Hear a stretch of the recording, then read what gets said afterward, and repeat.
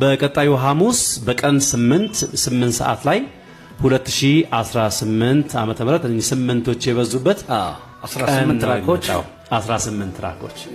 ሶ አራት ምክንያቶች በ8 ቁጥር ምክንያት የሚገናኙበት አልበም ኢትዮሪካ የተሰኘው አልበም መውጣትን በማስመልከት ነው። እንደው ከዛ በፊት ከአልበሙ በፊት የታሰቡ ጉዳዮች ካሉ ከዛ ደግሞ በተጨማሪም አዳዲስ የተከፈቱ ለምሳሌ እነኚህን የሙዚቃዎች አሁን የሚወጡትን ሙዚቃዎች አድማጮች የት ያገኟቸዋል? በተጨማሪም ደግሞ አዲስ የተከፈተ የቲክቶክ ገጽ እንዳለም ሰማውና ስለሱም ንገሪና እስቲ የዛሬው ውይይታችንን እንጨርሳለን። የሚኖረን ኢቨንት ለአሁን የታሰበ ነገር የለም፣ ግን በአርትስ ቲቪ ላይ ማክሰኞ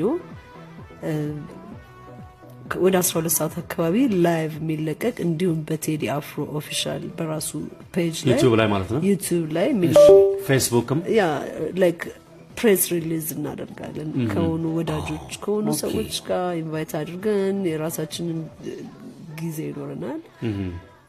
ያ አንደኛ አርትስ ቲቪዎችን በጣም በዚሁ አመሰግናለሁ። በጣም የእውነት በጣም ጥሩ ተቀብለውናል። ጥሩ ነገር ኦፈር አድርገውልናል።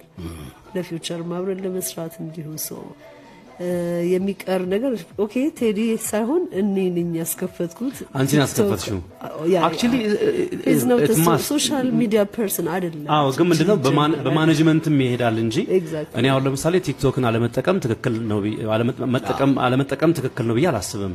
ምክንያቱም በአሁን ሰዓት ተደራሽነቱ በጣም ትልቅ ነው። እንዴት ልጠቀመው ነው ጥያቄው መሆን ያለበት እንጂ ሊኖረው ይገባል፣ ግዴታ ነው። ሁላችንም ይኖረናል።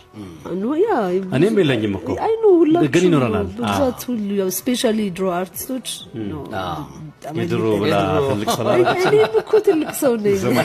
ድሮ ብላ ትልቅ ሰው አላረገች።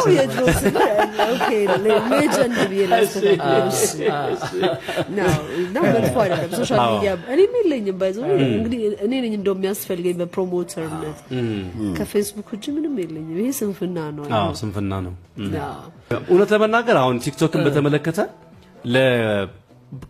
አሁን ካሉት የሶሻል ሚዲያ መተግበሪያዎች መካከል ነምበር 1 ቅድሚያ የሚባል በጣም አስደንጋጭ አልጎሪዝሙ በጣም የሚገርም ነው። እኔ እንደውም አሁን ከአዲስ አልበሜ ጋር በራሴ ቲክቶክ እመጣለሁ። የተዘጋጀውበት ነው በደንብና ግዴታ ነው ግዴታችንም ነውና በአዲስ የቲክቶክ ፔጅ በማሂ አማካይነት ተከፍቷል።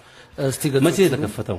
እሱን ገና ምንም እየሰራንበት አይደለም። የራሱ ሶሻል ሚዲያ በምን ይለያል ታዲያ? እንዴት እንለየው? አሁን ለምሳሌ እኔ አሁን ቲክቶክ ላይ ገብቼ ምን ብዬ ፎሎ ላድርገው? ቴዲ አፍሮ ሙዚቃ ልክ እንደ ዌብሳይቱ እንደነበረው ማለት ነው። ሚውዚክ ሳይሆን ሙዚቃ with K እንደዛ ነው። ፎሎ ማድረግ ፈለገ ሰው ማድረግ ይችላል።